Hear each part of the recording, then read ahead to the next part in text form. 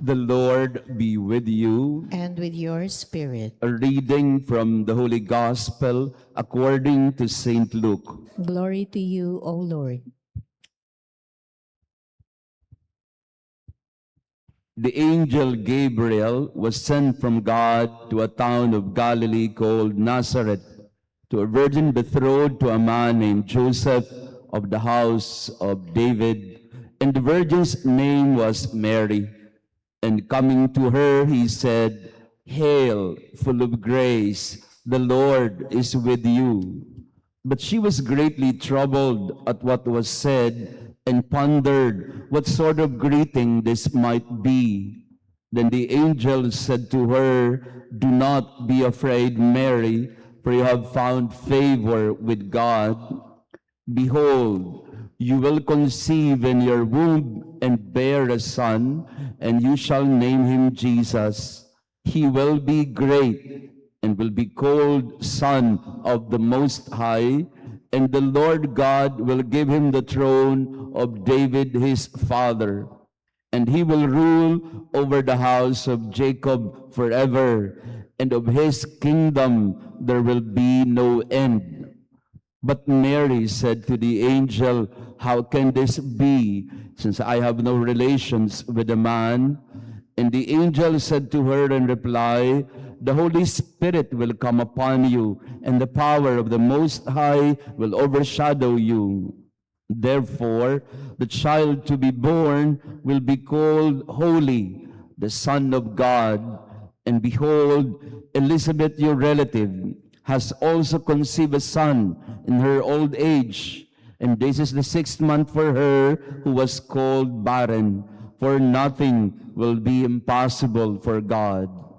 Mary said, "Behold, I am the handmaid of the Lord. May it be done to me according to your word." Then the angel departed from her. The Gospel of the Lord. Praise to you, Lord Jesus Christ. Please be seated. Praise be Jesus Christ. Now and forever. Magandang umaga mga kapatid. Pakibati nga na good morning din ng ating mga kasama. Beautiful Saturday morning, the memorial of the Queenship of the Blessed Virgin Mary.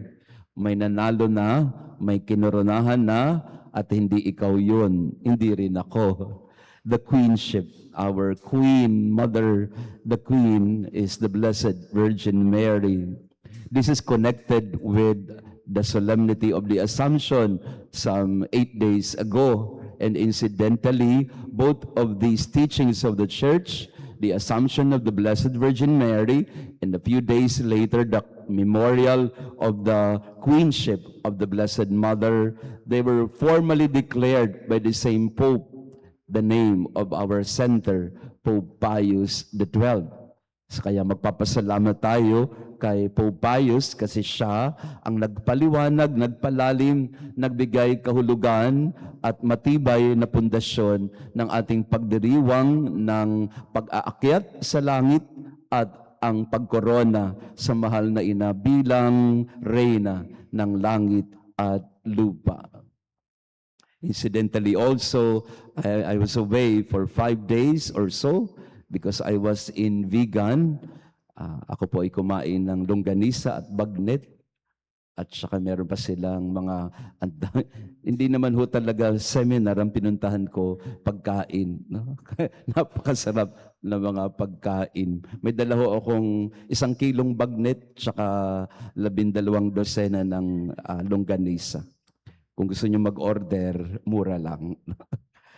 But in our gathering po ito ng mga katekista, again, this is not to explain myself, but as you very well know, I was appointed as the Executive Secretary of the CBCP Commission on Evangelization and Catechesis, and so we had to organize that meeting together with Bishop Danny Presto and the other catechetical leaders in the country. Pinag-usapan namin kung paano ba mas lalong epektibong maipapahayag ang salita ng Diyos, ang turo ng simbahan sa ating panahon ngayon. And in the conversations, napunta ito sa paano nga ba? Paano ba higit nating maipapahayag, maituturo, lalo tigit sa mga bata ang turo ng Biblia at ang turo ng simbahan? How do we evangelize? How do we catechize?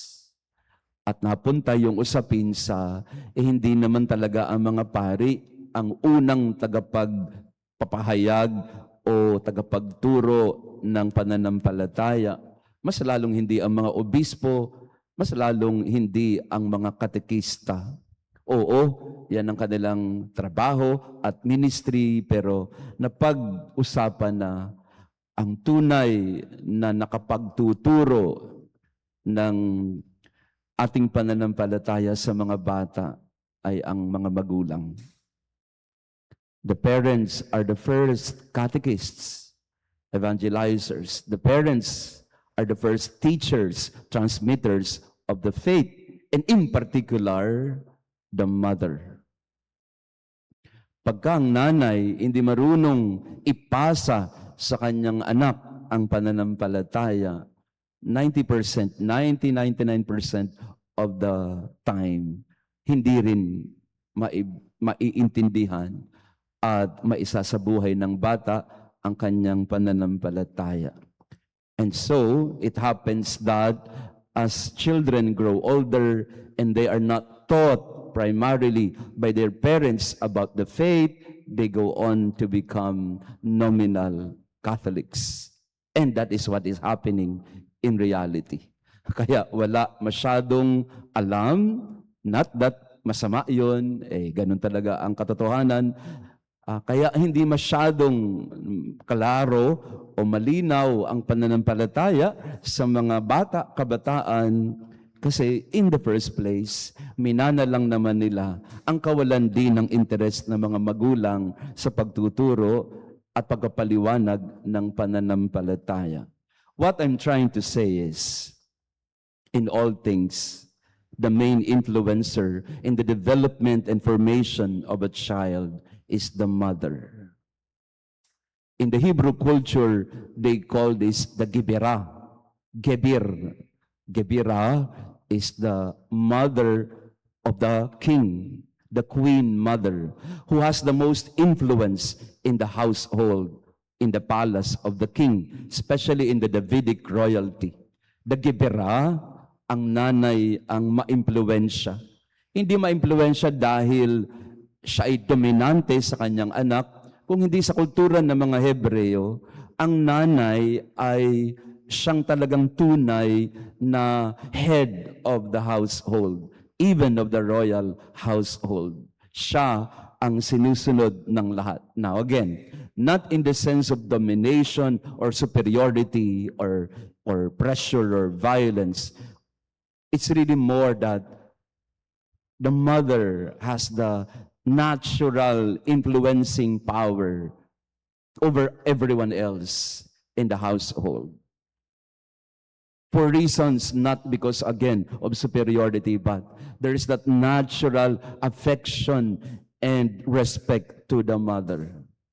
Yun ang ibig sabihin din ng kapistahan ngayon. Why is Mary declared the Queen of heaven and earth? Not that she replaces the kingship of Jesus or the lordship of God over all of us. Mary is not a rival to the throne. Ang nanay, the queen mother, the Gebirah, is not a rival to the kingship of Jesus. Instead, the way to look at the queenship of Mary is in terms of the Hebrew Gebirah, meaning the mother is the queen because she has the natural capacity to influence the king, the princess, everyone in the household. Ilalapat natin sa ating kultura, mga nanay, kung tutuusin, kayo naman talaga ang reyna, hindi lang ng langit, kung hindi ang reyna ng tahanan. Sa totoo nga, maraming mga asawang lalaki under the saya. At maganda yon ang pagiging under the saya. Again, not in a pejorative sense of it, pero ang pagiging under the saya ay maganda. Kasi ibig sabihin noon ay nakapagtatago ka sa saya ng nanay mo. Again, maraming mga masamang interpretation doon, pero di ba nung mga bata tayo, ako I used to do that kasi ang nanay ko po ay mahilig ho yan pag nasa bahay, naka-duster lamang. Ang mga nanay, hindi naman nagsusuot ng fitting yan pag nasa bahay. Usually kayo, mga nanay, ano mga suot ninyo pag nasa bahay kayo? Di ba yung mga loose? Hindi na nga kayo nagbabra eh. Sorry. Pasensya na, masyado tayong graphic, no? Pero bakit? Kasi gusto mo, at yung mga bata, mga apo, ano? Kasi para makapasok sa saya mo. At doon sila naglalaro. I think it's a beautiful image of how the mother rules the house under desire. Again, not for superiority, but for care, for protection, for affection, for intimacy. Galing ka din naman dyan eh. Kaya minsan pag naglalaro ang mga bata, pumapasok ka sa ilalim ng saya, kasi in the first place, galing ka naman dyan. That's the idea of the queenship of Mary. She's queen, not because she wears the crown of jewelry.